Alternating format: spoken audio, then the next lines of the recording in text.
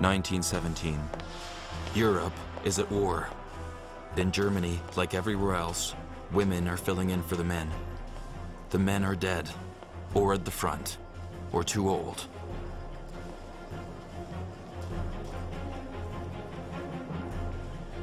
In a Berlin subway station, a few lucky soldiers able to get away on leave find widows and fiancés still smiling for the camera. Back home, one of the soldiers demonstrates the use of his gas mask.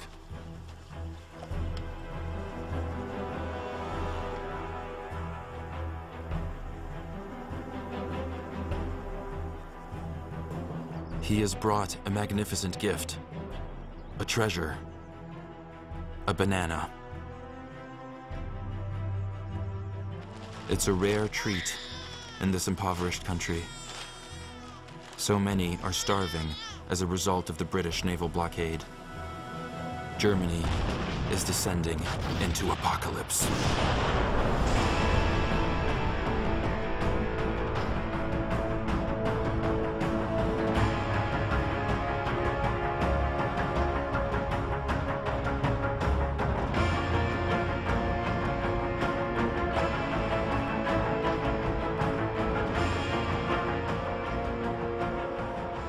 In this excerpt from a German propaganda film, the ogre of tuberculosis stalks Germany's children. Food rations are lowered to 1,000 calories a day. Over the course of the war, 400,000 German civilians will die of malnutrition.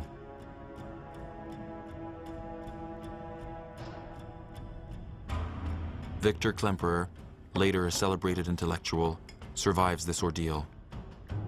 He writes, "I never used to be obsessed with food. Now I go to bed and wake up famished, weary, my imagination exhausted. And again I think, if only I had more potatoes."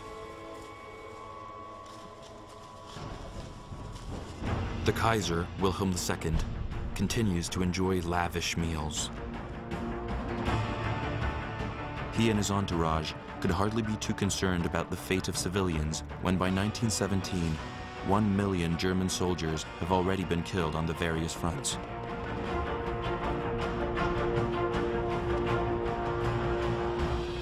Report by Dr. Sukow of Frankfurt. Frau X, 45, married 11 years, 2 children aged 10 and 4. A healthy, orderly, and hard-working woman, always in good spirits. 4 weeks ago, her husband was killed in battle. She turned on the gas, unable to bear the pain.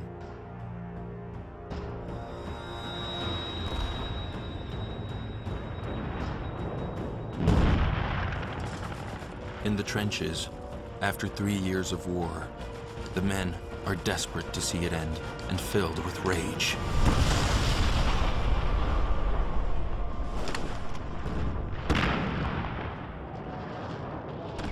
In 1917, the Germans are on the defensive in the West. They are determined to hold their conquered territory in northern France and Belgium. In the East, Germany occupies 310,000 square miles of the Russian Empire. Russia, February 1917.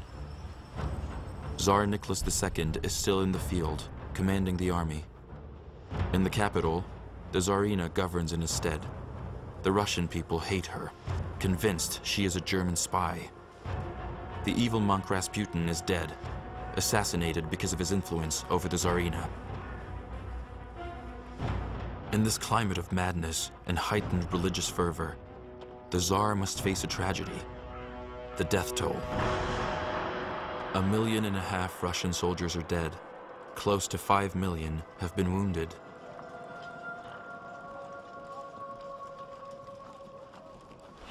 A factory for artificial limbs in Kiev is meant to reassure the country's many amputees. Instead, it symbolizes a crippled regime. The war has amputated Russia's wealth and vitality, its lifeblood.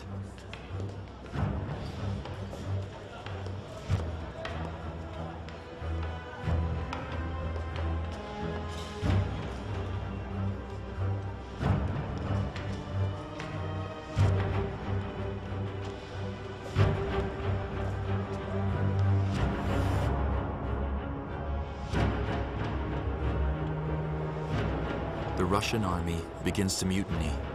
Many soldiers abandon their post to join their wives, who on February 23, 1917, in St. Petersburg, demonstrate against the war, famine, and the loss of their husbands.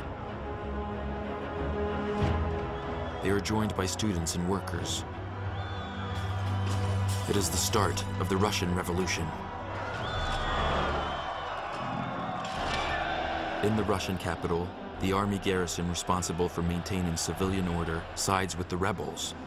The banners proclaim, "The people and the army united. Peace. Long live the Republic. And down with the old regime." On March 15, 1917, Nicholas II abdicates. He is captured here on film for the last time. With his 4 daughters, the Grand Duchesses, and his only son and heir, Tsarevich Alexei, a hemophiliac too fragile to reign. Nicholas is looking for another successor.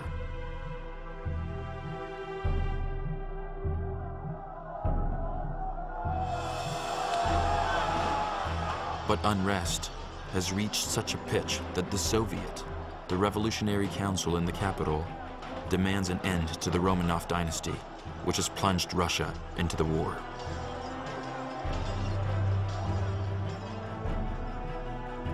A provisional, moderate government, dominated by the Minister of Justice, the socialist Alexander Kerensky, considers allowing the deposed Tsar to go into exile. Nicholas, under house arrest, requests political asylum from his dear cousin, George V, King of England. While awaiting the answer, the Tsar writes in his diary, "Today I sorted through my books and belongings, choosing what I will take to England. The family's departure is delayed because the children have come down with measles." Much to their amusement, the Tsarina has their heads shaved. But precious time has been lost. In England, King George does not want to endanger his own popularity or his throne. Fear of revolutionary contagion haunts the British government. It formally advises against providing refuge to the Tsar and his family. George V abandons his dear cousin, who so closely resembles him. The great empires begin to fall. In Russia, will the revolution put an end to the war?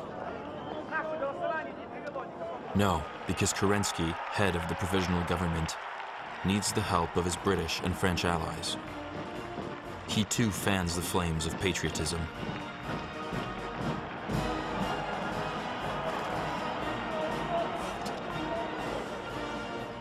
Kerensky plans an offensive. He counts on a victory to unite the Russian people around his democratic and republican regime.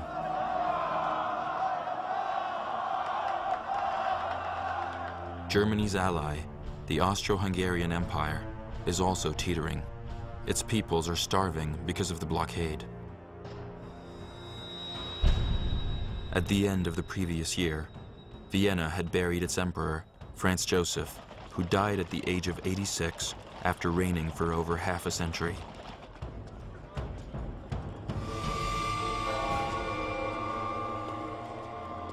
He lived long enough to witness the disaster he helped unleash after the assassination in Sarajevo in 1914.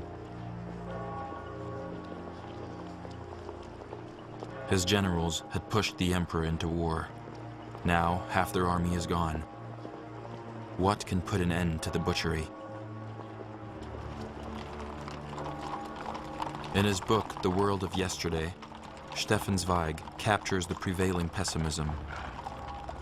He writes, "The steps of the Temple of Peace are awash in blood." It's a heavy legacy for the new emperor, Karl I.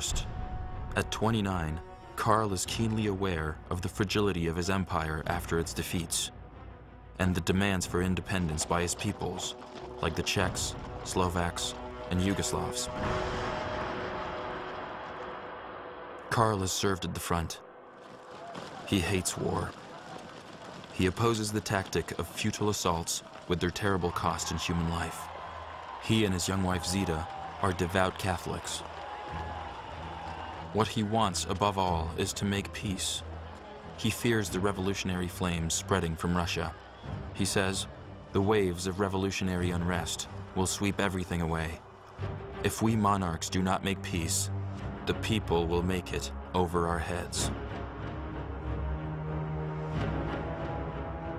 In March 1917, he sends a secret peace proposal to Paris that interests France and England. But Karl refuses to grant concessions to Italy, and negotiations fail.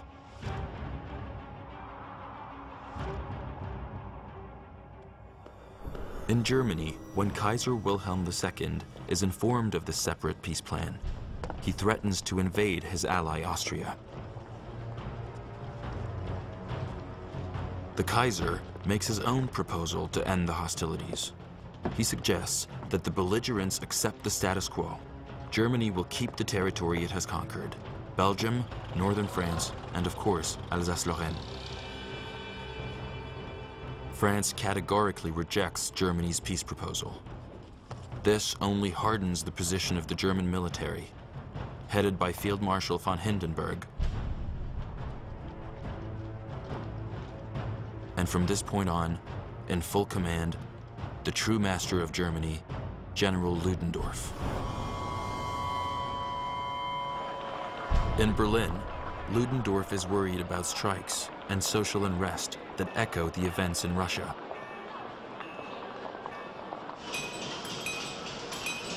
The munitions factories have been kept running for the last 3 years by exhausted women and soldiers no longer able to serve at the front.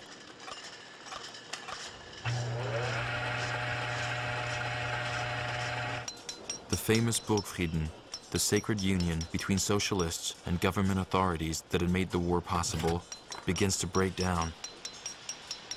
Key German socialist leaders abandoned the party to found the Spartacus revolutionary movement, which calls for an immediate end to the war.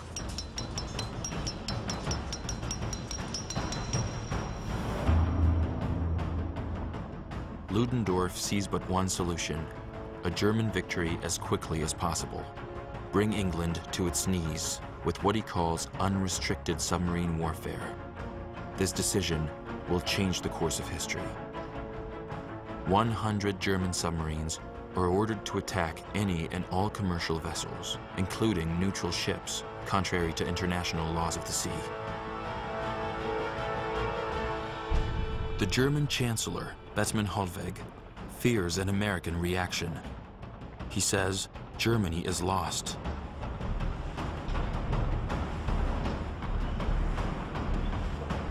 The Unterseeboote, or U-boats, received the order to fire their torpedoes at any ship supplying England, including American ones.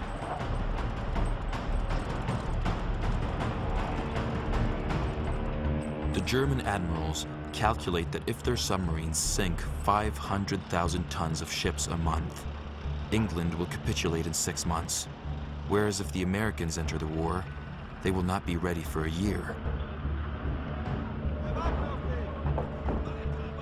The First Battle of the Atlantic begins.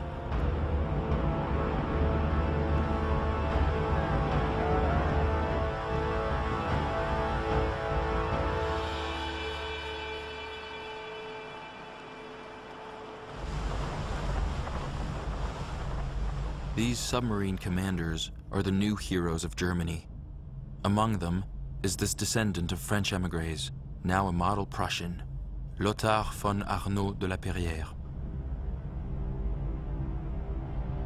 His submarine, U-35, stars in a propaganda film glorifying his accomplishments.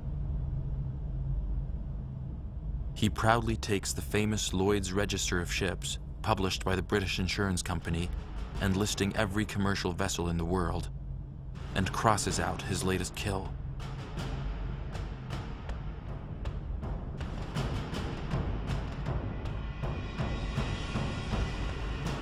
Lothar von Arnaud de la Perrière will sink 200 ships, over 500,000 tons, a record. He writes, "I would have preferred to fight the enemy in real naval battles, rather than destroy unarmed vessels. But we made sure that the crews were in lifeboats. We pointed them toward the closest port and sank their ship with our cannon.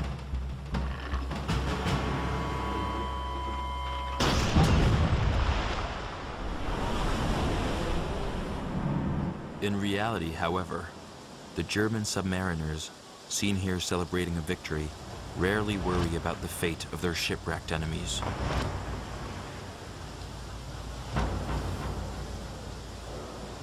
Crews aboard merchant ships have no chance against the U-boats lurking below the surface.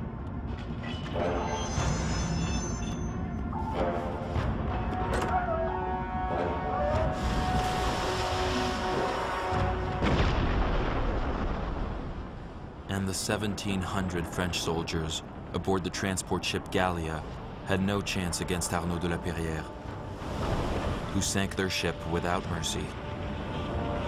The unrestricted submarine war confirms the German Chancellor's worst fears. On March 19, 1917, 3 American merchant ships are sunk in the Atlantic.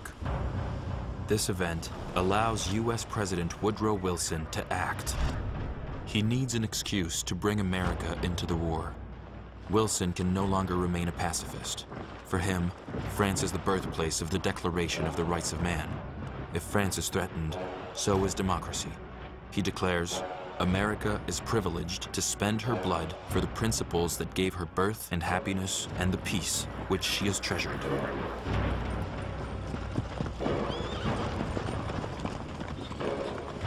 But it is not only on principle that he wishes to help the French and British. The two countries owe the United States $2 billion. This debt will never be repaid if Germany wins the war with its unrestricted submarine warfare.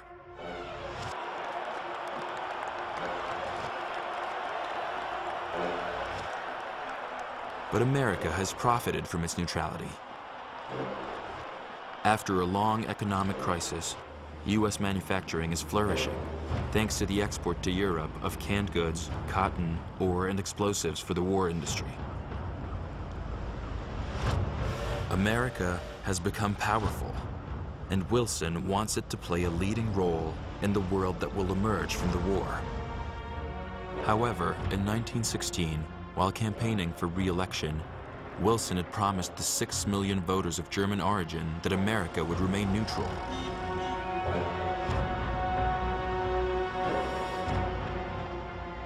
The press is solidly isolationist and opposed to any U.S. military intervention. How can Wilson turn public opinion in favor of the war?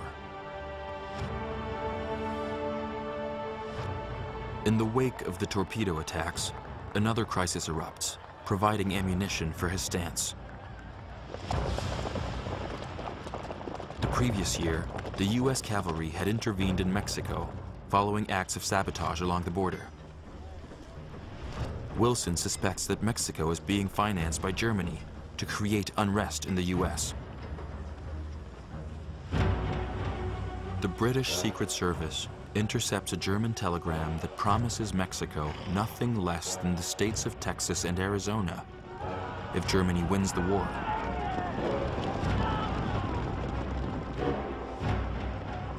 This telegram provides Wilson the pretext he needs to end American isolationism and to convince Congress to vote for war on Germany on April 6, 1917. The United States enters the war against Germany and its allies. It joins ranks with the British Empire, which reaches from Canada to Australia, France and its colonies, Russia, Italy, Belgium, Serbia, Greece, Portugal, and Japan.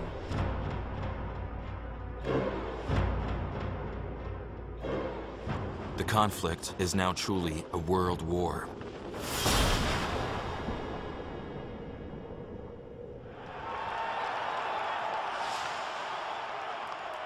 On April 24th, France's Marshal Joffre visits the United States to promote the alliance. His presence awakens in many Americans their passion for France. In 1781, the Marquis de Lafayette had made a decisive contribution to the American War of Independence. Lafayette, nous voici, Lafayette, we are here, will soon become the battle cry of American troops. In France, there's already a Lafayette squadron made up of volunteer pilots. The French flag waves alongside the Stars and Stripes, the British Union Jack, and banners proclaiming, "Hell is too good for the Hun."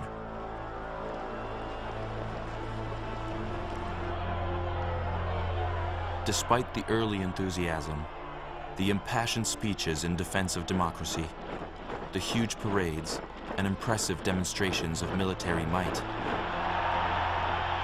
America has practically no army. Only 125,000 troops, including 15,000 of these Marines, its only real soldiers.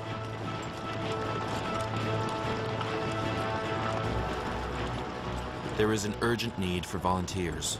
The Americans follow the lead of the British and issue a recruiting poster featuring Uncle Sam saying, "I want you."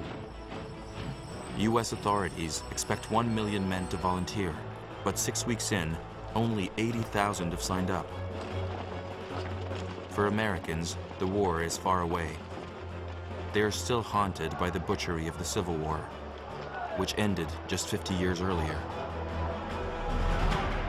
The Selective Service Act is imposed. At first, training of recruits is rudimentary. There is nothing ready, except the dreaded drill sergeant. Not enough uniforms, dummy wood rifles, and dummy cannons too.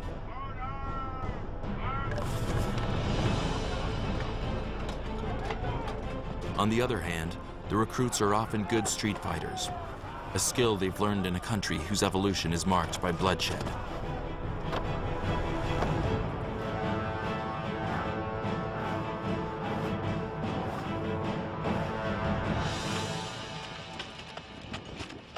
Very soon, these men will be plunged into real warfare.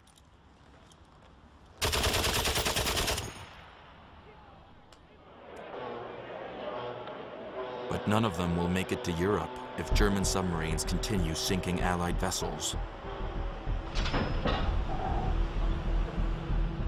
A decision is made to arm the ships and to organize them in convoys protected by escorts of destroyers.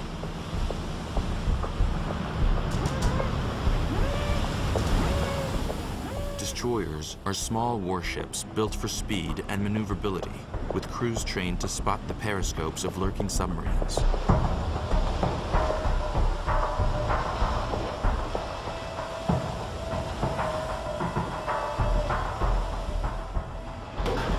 Destroyers are armed with depth charges, canisters filled with explosives that are dropped overboard, set to explode at a certain depth. They can sink a submarine or force it to surface.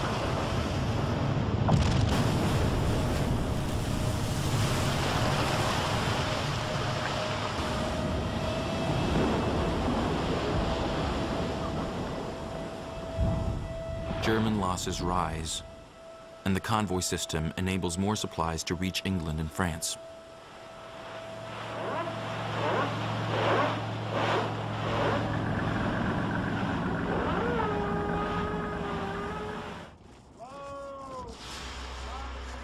In the spring of 1917, France has been at war for 3 years. A disastrous offensive in the north, near the village of Craonne on the plateau known as the Chemin des Dames, has precipitated a crisis simmering in the French army. French troops do not understand why their commanders have learned nothing from the suicidal assaults.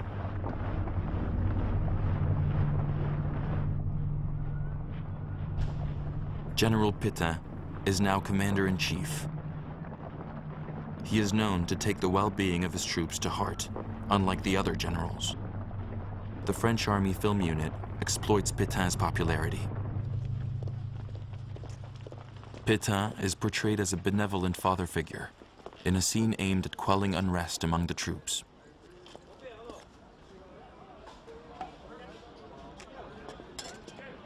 He drinks their rough wine and, after tasting their soup, orders that it be improved. And he hands out cigarettes, his solemn expression meant to convey what a great and determined leader he is. The military tribunals have put 3,500 mutineers on trial. 1,380 have been sentenced to long prison terms. 600 have been condemned to death. 57 have been executed, as these rare, clandestine images show.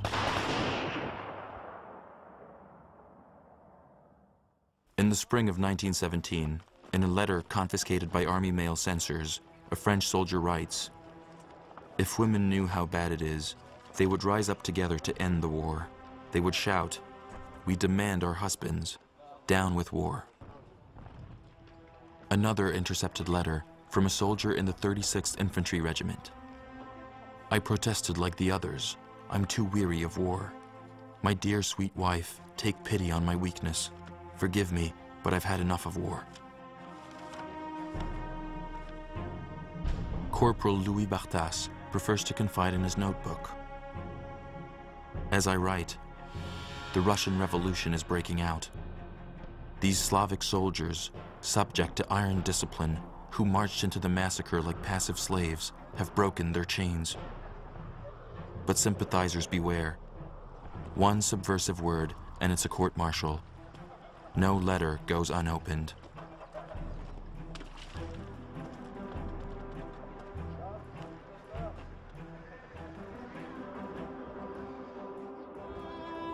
"10 billion letters are exchanged during the war. For many soldiers, these letters from home give them the will to live."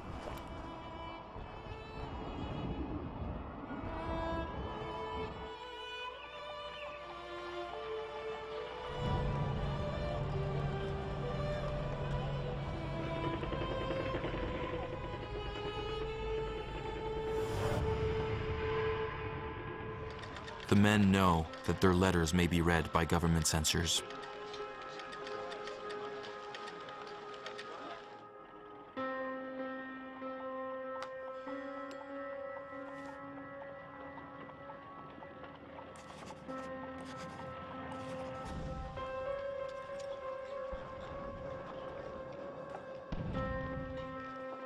Private Maurice Dran, 26, of the 262nd Infantry Regiment, writes to Georgette, "I think only of writing you, of loving you, of holding you, and feeling your kisses, renewed by the happiness that is you."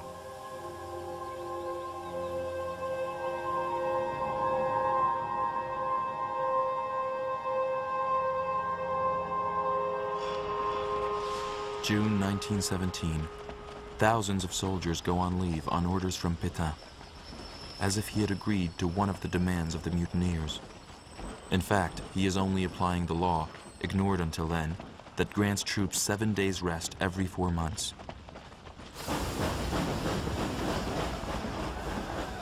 Thousands of men can suddenly go home. Like Private Gaston Lavie, already in his 40s, he fought at the Battle of Verdun. Back home in Paris, he is bitter. "No one cares about us. We are being sacrificed, the poor bastards at the front. We feel forgotten, unwanted, out of place, as if we don't belong."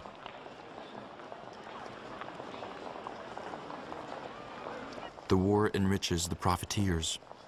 Away from the front, the good life goes on.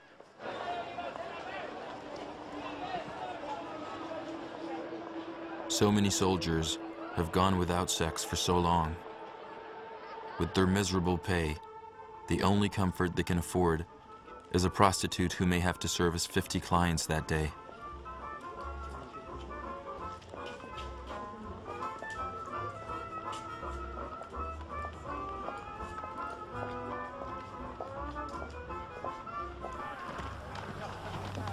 The French Army Film Unit turns its cameras on these soldiers in the north, where an offensive is being prepared.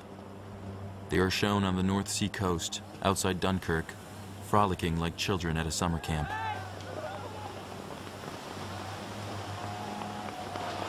In June, the sea is freezing cold, and these images, meant to reassure the troops, don't convince their wives. In the cities, women go on strike against exploitation, poverty, and loneliness.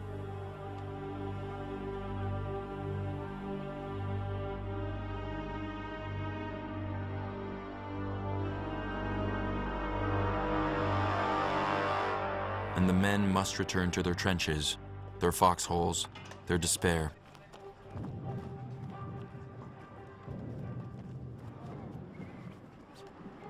Many slip into an altered mental state, including one of the greatest French poets, Guillaume Apollinaire, an artillery officer who was seriously wounded. He writes, "The cannons, like phalluses, impregnate the loving earth." In this time of bestial instincts, war is just like making love.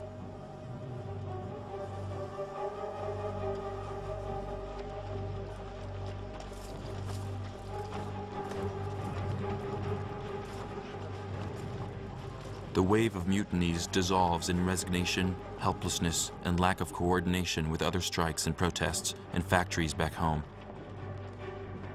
But the French army has no strength left for further offensives. The arrival of the first American troops brings a ray of hope.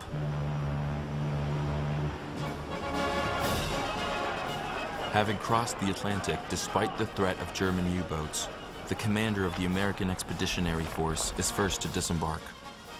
General John Pershing, 57, is fresh from his great success leading the Mexican military expedition. He lands at Boulogne on June 13, 1917. The French admire his fine military bearing and dashing appearance.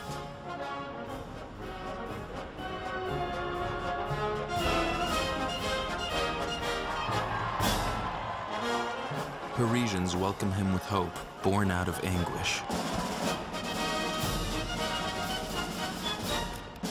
His first act is to pay his respects with Marshal Joffre at the tomb of Lafayette. 3,000 miles from home, an American army is fighting for you.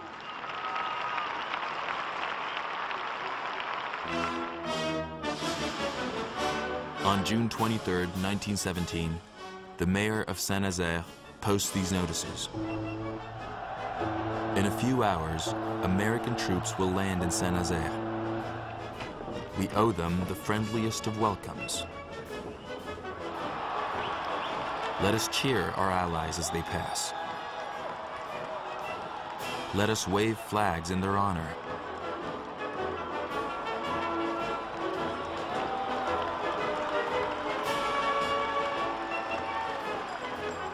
The great American Republic and our own are fighting for the same ideal of civilization, justice, and honor. Long live the United States of America. Long live France.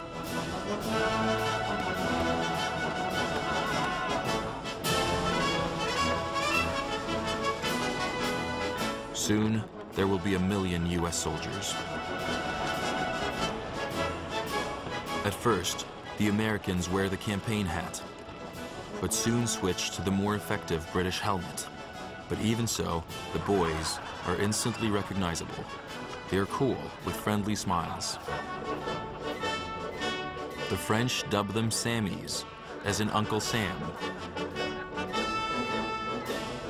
For their part, the Americans call the French Froggies, because they're known for eating frogs' legs.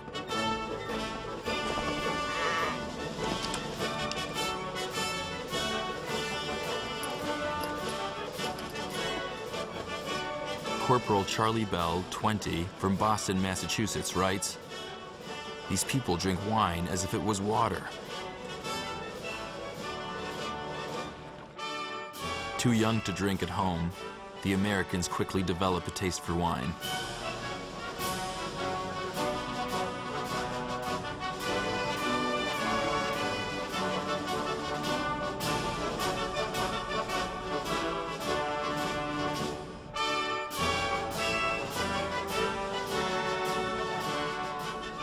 Another soldier writes to the New York Tribune, "We have come to fight for France, and in exchange we are pounced upon by a greedy people that sees us only as dollar signs."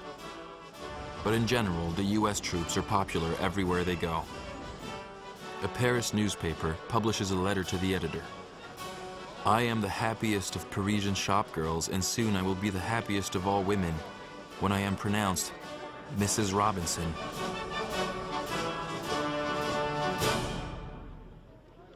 The French, as well as the British, want to force Pershing to integrate American soldiers and French units. Pershing refuses. He insists on an American army. He says, "No one ever puts new wine in old goatskins." As a concession to his allies, he assigns to the amalgamated units black American soldiers.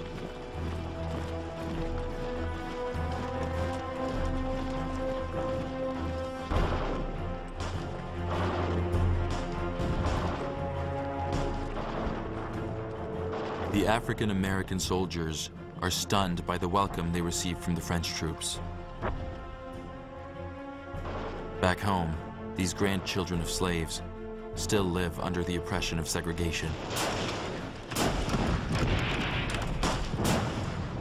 Their French commander, General Guabé, says, "We will never forget the heroism of our African-American brothers in arms." The way French generals prove their commitment to equality is by sending all troops of every color to their deaths. But in the American army, African-American soldiers are usually relegated to non-combat duties. They bring to the old world the new world's music. Jazz takes the continent by storm.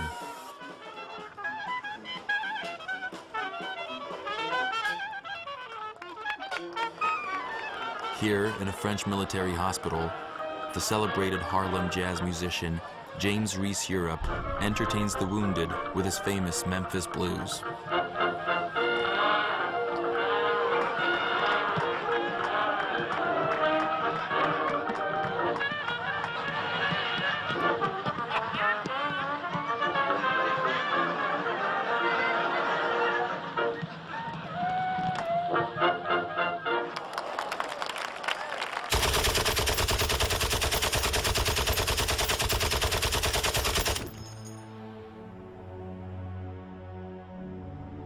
The Americans' training is considered substandard by British and French instructors, who are brought in to raise their combat skills. It will take time to turn the Americans into real soldiers. They are also desperately short of equipment. America still cannot meet the needs of its troops. It has to buy from France 2,500 cannons, 11 million artillery shells, 50,000 machine guns, 200 million bullets, 4,500 airplanes, and above all, 235 Renault FTs. This revolutionary new tank, the first armored vehicle with a rotating turret, is crucial to the war of movement that Pershing wants to wage. To finance this staggering purchase, the United States launches a massive bond issue. The Little Tramp, played by Charlie Chaplin, then the world's most famous movie star, exhorts audiences to buy Liberty bonds.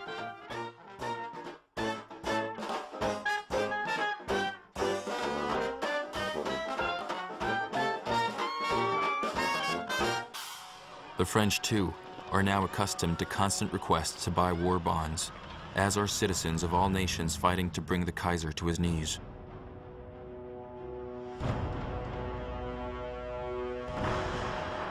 Moviegoers are frequently targeted. In this famous scene, a decade before the talkies, a soldier addresses the audience directly, while behind the screen, a real actor speaks his lines. "Ladies and gentlemen, I have but one word to say to you. Subscribe." The war costs 50 times more than foreseen in 1914. Industrialists like Renault, Ford, Krupp, and Citroën grow wealthy. Located in the 15th arrondissement in Paris, Citroën's factories churn out 26 million shells. In the infernal din of the cavernous workshops, underpaid women put in 11 hours a day, including Sundays.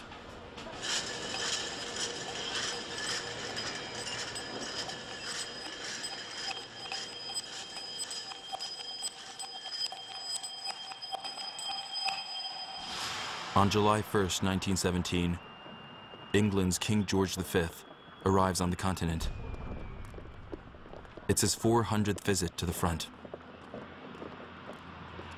On the dunes lining the North Sea, the Belgian army pays tribute to him. The Belgian monarch, Albert I, heroically hangs on to what is left of his country. Albert is King George's cousin. Both are of German origin, descendants of the House of Saxe-Coburg in Gotha. But King George has decided to change his name. Henceforth, the British royal family will be called the House of Windsor. George V is worried. German U-boats are starving the English people and killing countless victims. He must find a way out.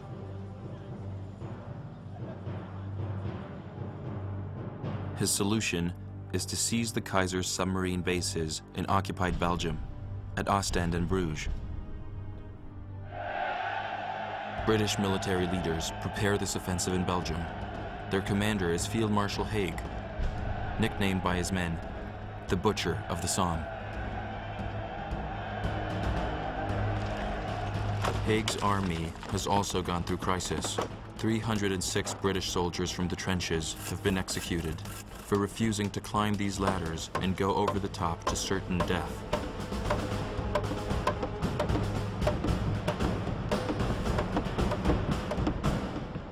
A few weeks earlier, in April 1917, in an assault on the strategic Vimy Ridge, 10,600 Canadians were maimed or killed.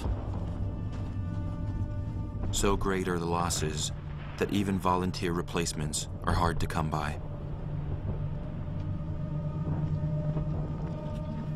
In Canada, London's plan to impose conscription across the British Empire sparks riots in Quebec City, leaving 4 dead.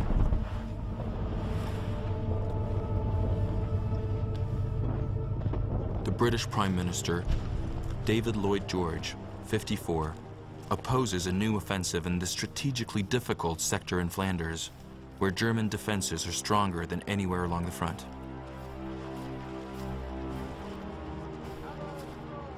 Lloyd George, a prudent centrist, is genuinely appalled that 200,000 British Empire soldiers have already been sacrificed.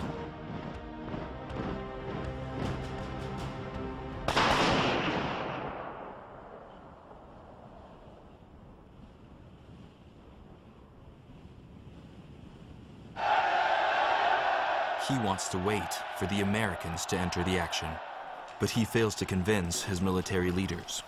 Rigid and blinkered, they are incapable of imagining other strategies. They have planned the coming assault in minute detail using these models of the battlefield.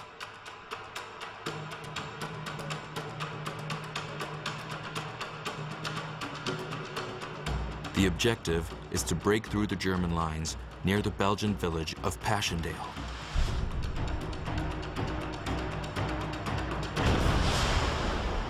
July 31st, 1917, the offensive begins. It is a repetition of the same insane scenario tried again and again over the last 3 years. This time, the British artillery unleashes a barrage of 4 million shells, 4 times more than in the Battle of the Somme.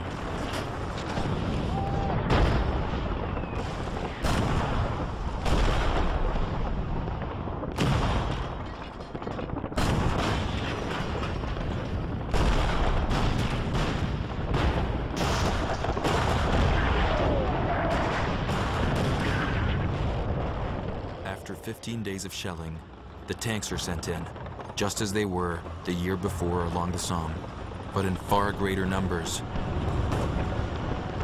100 Mark IV tanks, 30-ton monsters fitted with 3 machine guns or 2 cannons. They flattened the barbed wire, opening the way for 2 British armies, supported on their flank by French units, to launch an attack on the German positions. Despite heavy enemy fire, the Allied advance is spectacular. Until, suddenly, the Allies are stopped in their tracks by weather unheard of in late July. A freak rainstorm turns the bombed-out terrain into a sea of mud, as described by Captain Edwin Vaughan of the 1st Warwickshire Regiment. Moaning from all sides, the wounded crawl into the craters for protection. The rain continues, the water rises in the holes. Unable to move, the wounded drown. An officer weeps next to me. My men are in shock. I have to climb over bodies. A hand rises and grasps onto me. Horrified, I pull out a living man from the pile of corpses.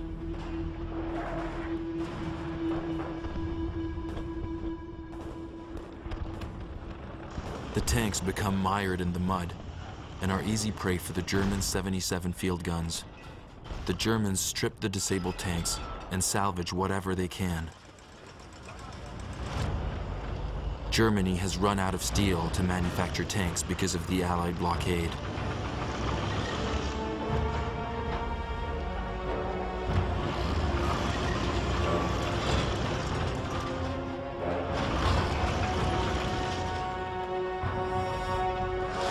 September 1917.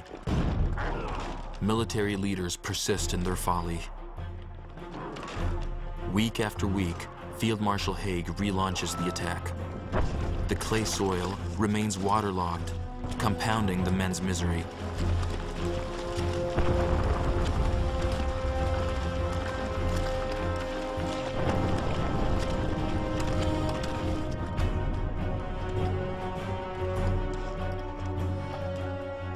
The telephone lines have been cut. Only carrier pigeons can get through the hail of gunfire. They deliver the dreadful news to Haig, who plays down the extent of the disaster and reports to the government.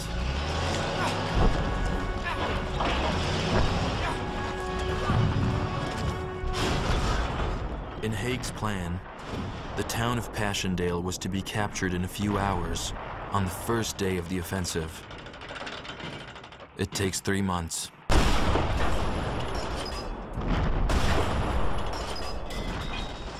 The town is finally occupied after bloody street-to-street fighting by the Canadians.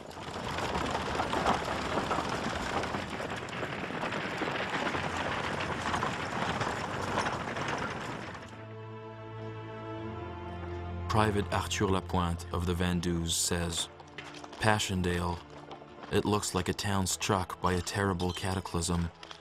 These fields of death will never see life again."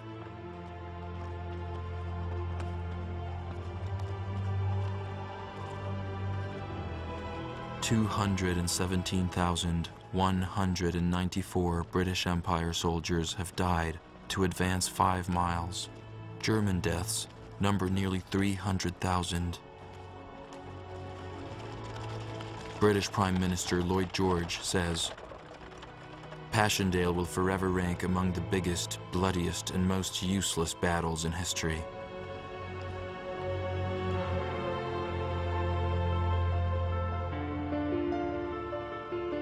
The Canadian field surgeon John McCrae writes in Flanders Fields, one of the most moving poems ever penned about the war.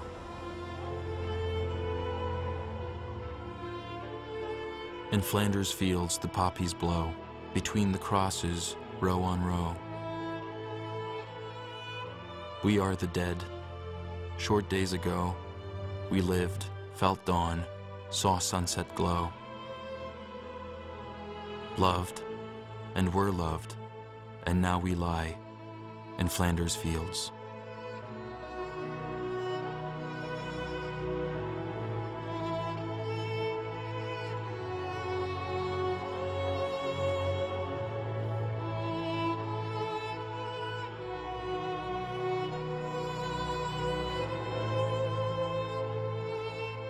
and everyone else hangs on, hoping, awaiting the day of deliverance.